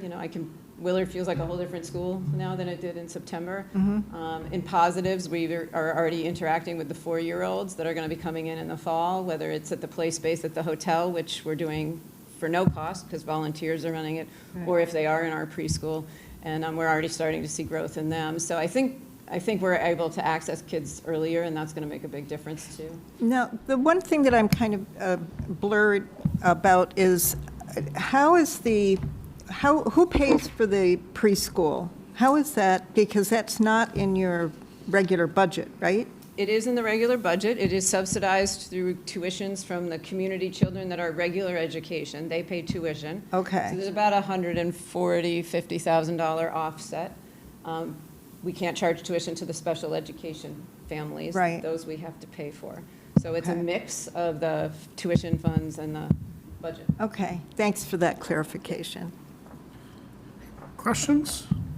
Okay, I just had a couple of questions around the capital plan for CPS, and appreciate the drop from 900,000 to 446, I think it was. And so the 96,000 fire alarm piece, obviously you kept that in the budget. And then you kept the dump truck, I think, right? 150. And then in the new memo that got sent, there was funds to improve the Thoreau grounds following receipt of a feasibility study, right, for 200,000. In the original plan, under Thoreau, it was a campus, described as campus master plan, 156,000, and that said it's a campus-wide study to address the community needs. So are We we? can give you an update on that. Well, no, I guess my question is, how does the campus master study for 156 relate to the 200,000 to improve the grounds? So the Thoreau. Help me understand. So what my It's the question same confusion? thing. So we, last year in the capital funds that we requested and were approved, we funded a study of the Thoreau campus because of its fatigue and wear and. So the study is done. The study is in process. Study's in process. So the we one. are getting close to done. The school committee should see a draft of what we're thinking Yep. in March. We have been interacting with the neighborhood and getting feedback. Okay. What we had done initially in the capital plan, I'll preface this by saying, of the needs, we have $200,000 left to us in an estate that's going to subsidize a good portion of the cost of what we're planning to do In a state? in a state. Like somebody. A donation. Yeah, okay, fair enough, okay. Yep, private funding, Yeah, which I like that. Keep going. I won't take any credit for it because that just arrived, but we are always grateful for that. So that will likely offset the playground portion of the project. They're also looking at fields and parking and safety and just management of the landscape. It's eroding very, very significantly. So we're in the process now of getting what that vision is and then the related costs. So we're going to be bringing that to the school committee. We're still not sure whether the 200,000 is enough. Too much, it's a placeholder. The 200,000 in the revised one. The 200,000 in the So my only question is, what was the 156 in the original? Because of the comment period, the comment implies that it was the study itself. That's where I'm confused. No, Bob, can you, do you Yeah. want to clarify so do you know that? what I'm saying? Yes, it's semantics. That's It's all where the I was same thing. confused. 156 was, is all we had left to get within the 900,000 cap that we Yeah. had allocated to us. Okay. By the way, the description for the 156 described as study. Yeah, Is it was it not a actually study? the same thing as No, the it's not a study. 200,000. That's where my The confusion study was is. about 25,000. Okay, so it was not a study, it was actually implementation to execute Right. the study. Yeah, That's it's where my wording, confusion that's why I is. asked Bob. So we've gone from 156 to 200 is what you Yeah. said. Right. Yeah. Okay, thank you, that's all I wanted to Sorry clarify. for any That's all. confusion. Okay, any other questions?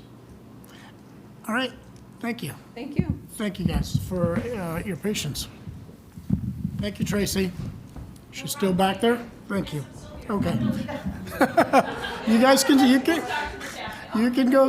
talk to Anthony. You can listen for Anthony's presentation. Yeah, we got back on schedule.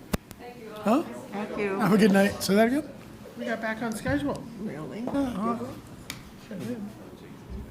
Sorry? Yeah. There is one item which I forgot to put on the agenda, but that's the warrant articles. We'll figure that out.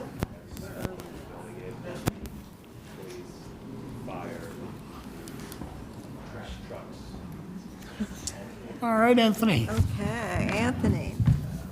You have some slides you're going to share, or you're happy to report? Yeah, I can. Let me pull them up here. Oh, I know,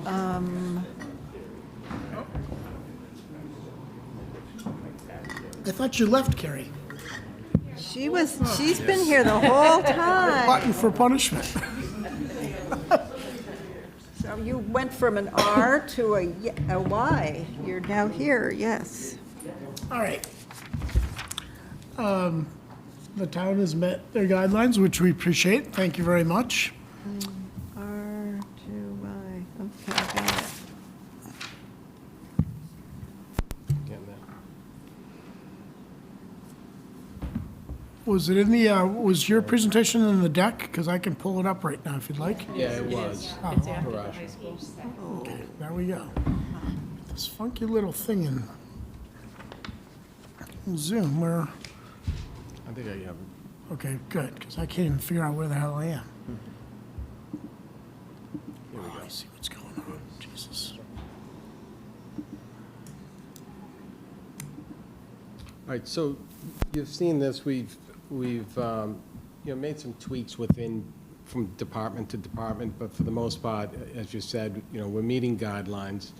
I'm happy to just flip through this, just go through it. And Hey, Parashar, may I just ask a quick question before he starts?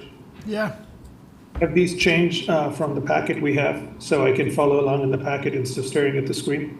you can, yes, you can follow along with the packet. Thanks.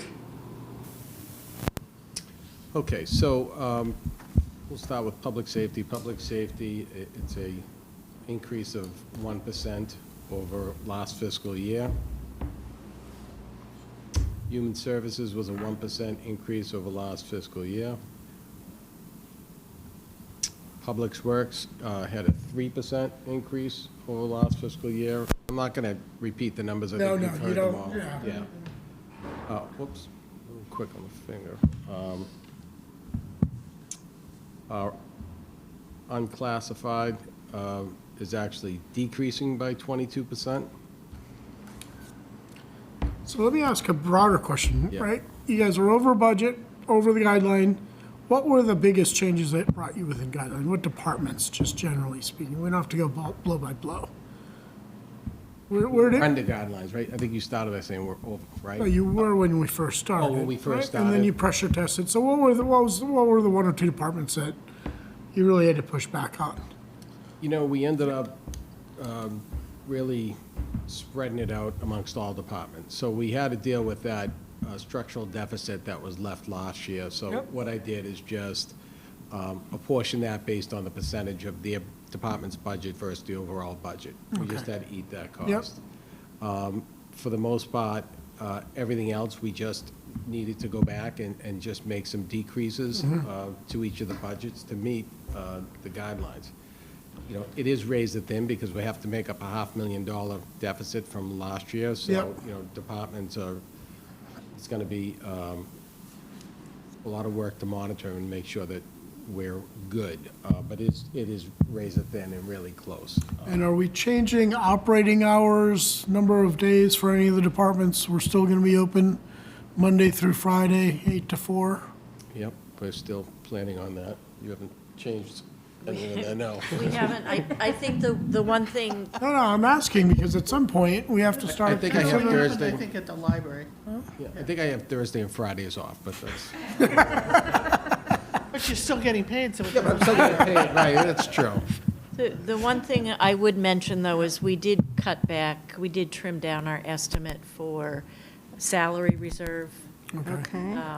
We did definitely start with a much higher number, so. And how is this going to affect, I know we implemented new wages, et cetera, attract and retain folks.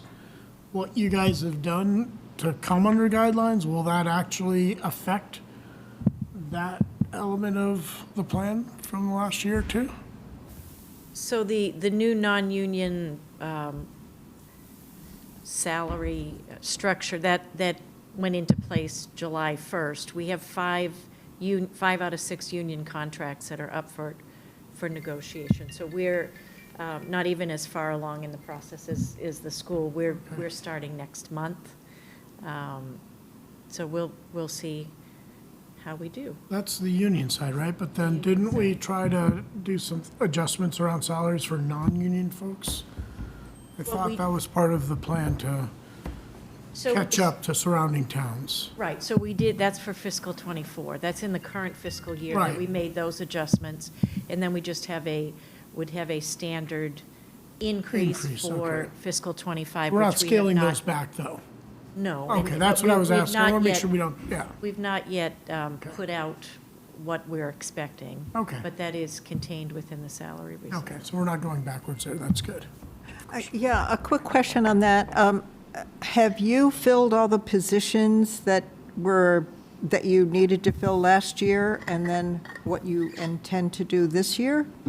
We have not filled all of the positions. We've made very good progress. We are holding some FTEs open for further analysis. But no, we haven't filled everything. The positions from last year, right? And, okay, so you have that, and if you fill the positions from last year, were you looking at adding new positions this year? We are not adding. Okay, No. all right, And we are holding some budgeted FTEs vacant. right, that's, okay. Okay. Oh, Chris? So Carrie or Anthony, what would you say is kind of the biggest risk in the budget, basically, as you look at it now? Everything. Everything, but personnel, like Kerry Personnel, said, we yeah. really took a big chunk out of there, so that's my biggest concern. Okay. Anybody on Zoom have any questions, comments? I don't see any hands being raised. All right, I think we're good to go. On that? Okay. Thank you, guys. Anthony, correspondence is next. Do we have correspondence? I know you circulated one piece. Is it in the packet? It is in the packet. Okay. You had two can things you- for correspondence, Parasha. Yeah. So let me, where is it? Is it the end of the packet? It's at the end. One is an email that was circulated. Yeah, I'm trying to get to it here, and then I'll throw it up here. Do you know what page number? Page number 102. 102, thank you. 103, okay. Great, so I'm back online, which is why I couldn't share before, but I will now share. Oh, I'm sorry, I was sharing, yeah. I'm off, Anthony, I Parasha. like the yellow. Yeah. format. Separators are really, really useful. Thank you for doing that. Yeah, all of this is very good. Yeah, Really good. thanks, Lois, but I have to say, it was Concord resident Keith Bergman that taught me that when I was in Littleton, so I got to give credit to Keith, and I just brought it to Concord from my last No, community. it's very good. So It really Hopefully- makes it Yeah, it does. accessible. Yeah. Hopefully, it's not a lot of extra work. So we received one piece of correspondence from Mary Alice Mudge, shocked by the recent tax bill. I actually picked up the phone, I actually talked to her, so. What did you say to her? Sorry? What did you say to her? I'm gonna. Don't worry. We're all shocked. Yeah. Well, I mean, look, at the end of the day, it's something that we've all been saying for quite some time. First of all, I said one of the reasons we put the insert in there to explain. So that was good.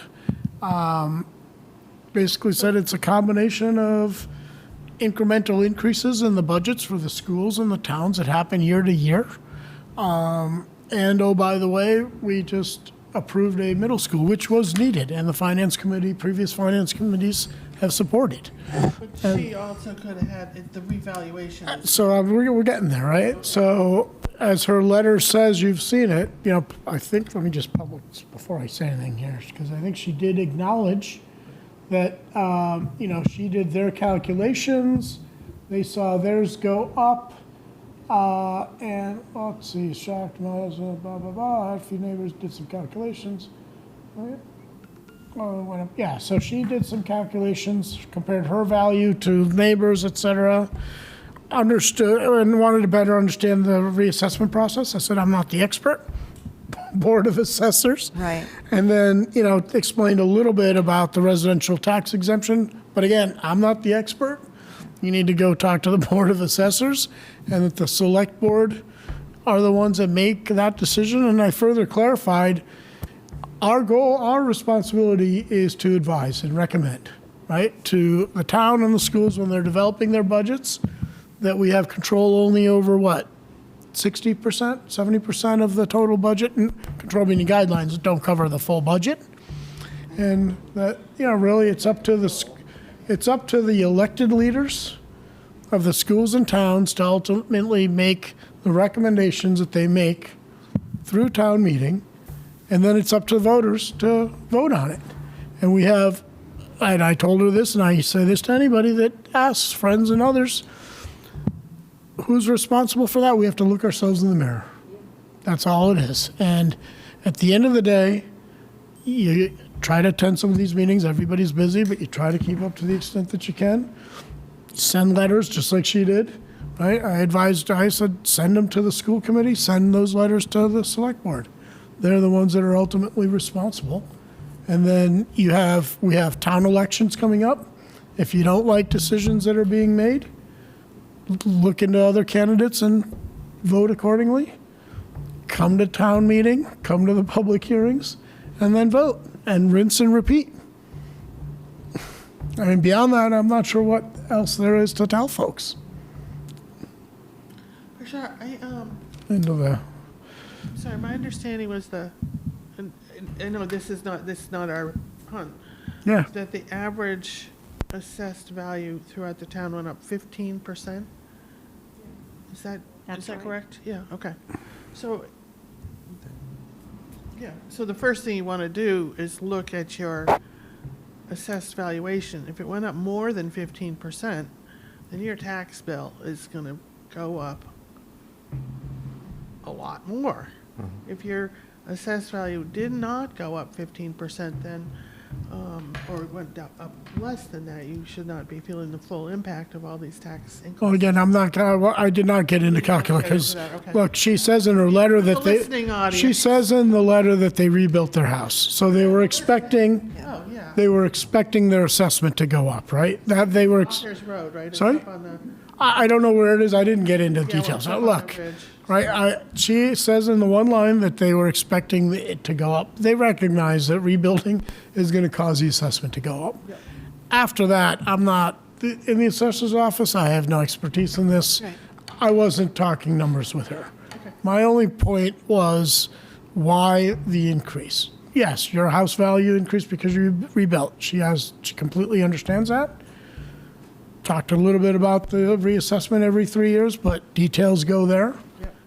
And, oh, by the way, even if this didn't happen, you would have seen an increase, because at the end of the day, as the budgets go up, absent anything else, you have to take more out of residents, because 90%, whatever number of our revenue comes from property tax.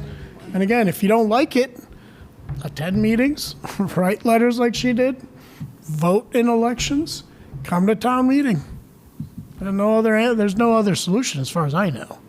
Yeah, I just think it's a little disingenuous to be telling the tax people that it's because of the middle school, because we showed those calculations, and what she experienced and what a lot of us experienced was directly the result of the residential tax that was done unilaterally by the select board. So I think your point of we got to vote if you disapprove of that, but I don't think what she experienced was really as much because of the Again, I didn't get into 20% was this and 30% was this. How No, would you show that? there were the number of different factors, right, John? I was very careful, because it wasn't all the middle school, I get that. But there was a chunk for the middle school borrowing. And there was a chunk because budgets keep going up. I'm getting that. So we didn't get into what percentage, right? But these are the 4 or 5 factors. That's all it was. Because I wouldn't, Mary, come on up. I have a question. Yeah, hold on one second, Kathy. Mary wants to say a few words. Yeah, I agree that there are 4. Is this on? Mary Hartman, 16 Concord Can you Green. guys hear her? Can you hear me? We can hear her, yes. Great. Mary Hartman, 16 Concord Green, a member of the Select Board. I just want to be clear that there are several factors that impacted residential tax bills this year. And the calculations that we've done so far show that the biggest factor has been the change in valuations.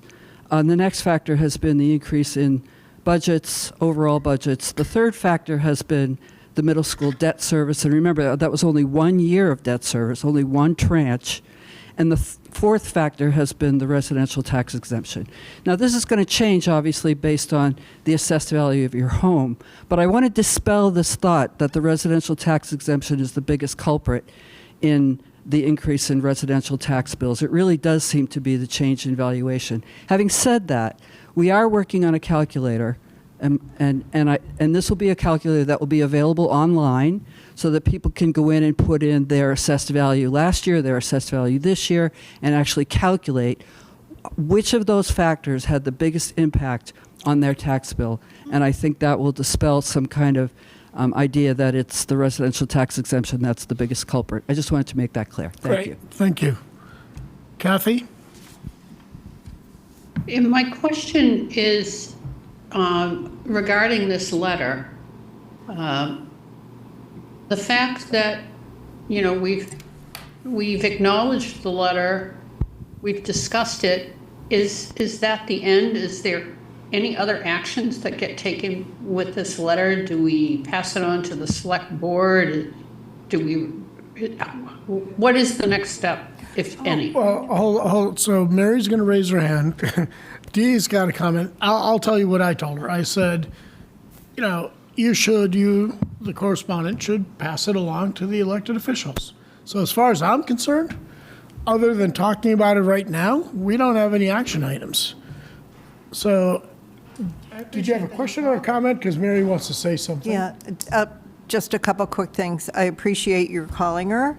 The other thing is, I think she should just go to the assessor's office and talk. She's already done that. She has she's done been that. doing Yeah. Okay. That was, yeah. Mary? We have gotten this Oh, letter. did you forget something, or did you want to come back in? See if I left my cup here. Oh.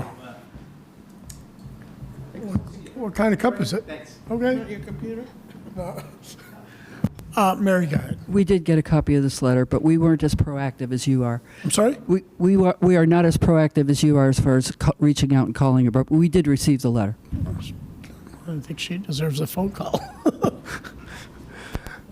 Okay. And then the other correspondence I think we've received is about the MCI Concord. We're not going to get into it here, right? But I think everybody's aware of it. I think everybody hopefully is aware that it's a bit of a long road here. Some of the decisions may or may not be in our control. To the extent that we learn more, I'm sure the select board and the planning board and whoever else will be responsible will let everybody know. And at some point, at the right time, it may behoove us as a finance committee to see if we've got some thoughts around prioritization of what we may or may not be able to do with the land. Just since Carrie and Anthony and Mary are all here, I know a lot of people have reacted to this, the possible availability of this big chunk of land as a site for more commercial development, site for more housing. I just want to put in a little plug.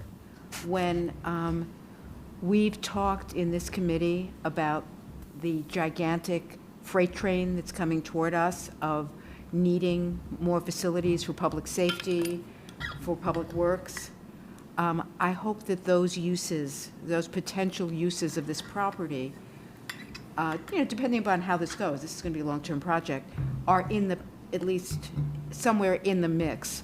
Because as you pointed out when you presented to us on that, Carrie, one of the big factors, one of the big expense factors is acquiring property in our lovely and expensive town to put a new police station or a new public works building on.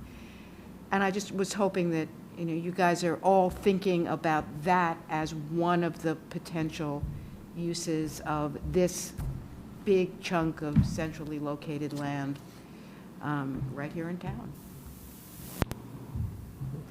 Okay. So one last thing, I was editing the But data and the We'll slides. be down a little pilot payment.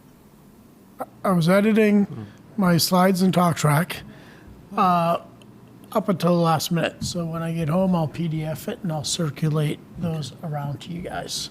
And then we'll put it as part of the packet so that the general public also has the deck. Okay? Can I get a motion? Minutes. Oh, sorry. Do we have minutes? You have two sets of minutes. One other thing, too, just for a point of information, in your packet under the capital, you asked last meeting for those items that we weren't able to find. Oh, thank you. It is in there. Yep, Okay. it is. Yeah, I saw Thank that. you for doing that, yeah. Yes. Great. Okay, we had two sets of minutes, the November 16th. What page are they on in this packet so I can? It starts on page 118. Right, page 118. Okay, there we go. They're in reverse order, so if we're I'm- going to start with the November minutes. November 16th. Oh, okay. All right, so page 120, if you're flipping through all the pages, we're looking at the November 16th, 2023 meeting. Does anyone have any comments, corrections? Chris, you usually do.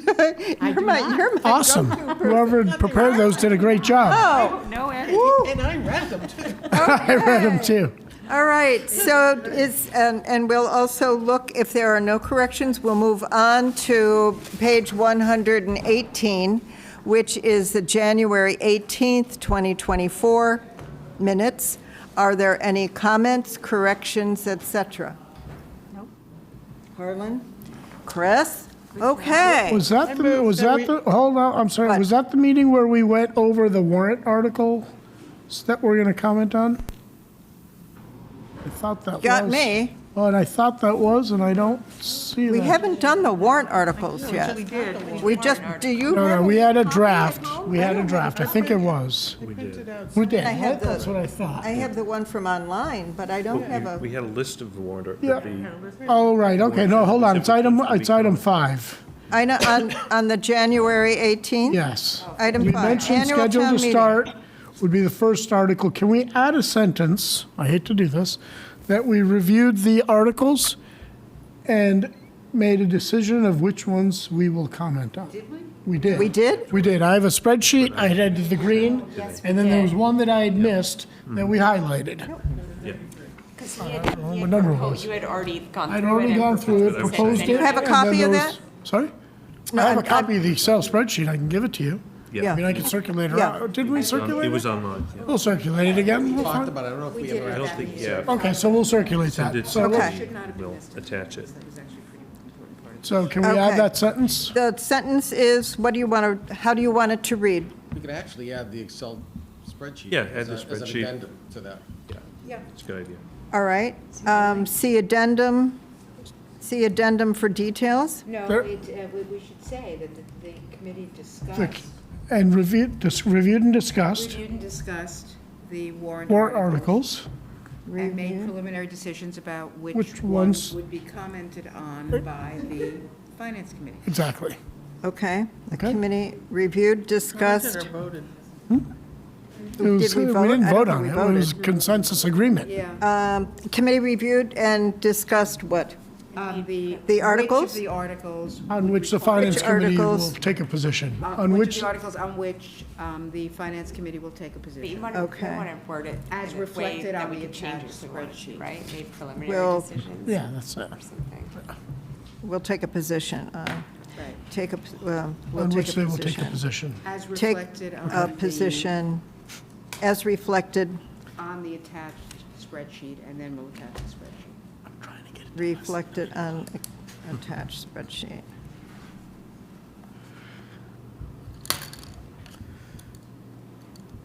Spreadsheet. Okay. And can you send me a copy of that?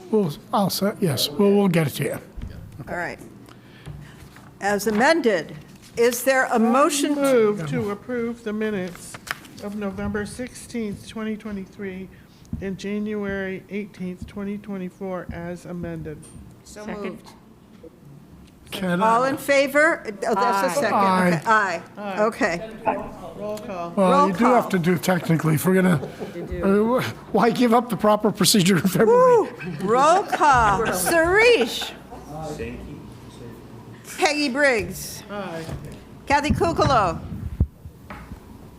Aye. Eric Dahlberg. Aye. John Garofalo. Aye. Greg Guerriello's not here. Amrith Kumar. Aye. Don Kupka. Aye. Lindsay Liss. Aye. Dee Ortner. Aye. Parashar Patel. Aye. Carlin Reed. Aye. Christine Reynolds. Aye. And Lois Wassoff. Aye. All right, thank you. Okay, thank you. Motion Unanimously adjourned? approved. So moved. You just announced adjournment, you know, you don't have to. We're adjourned.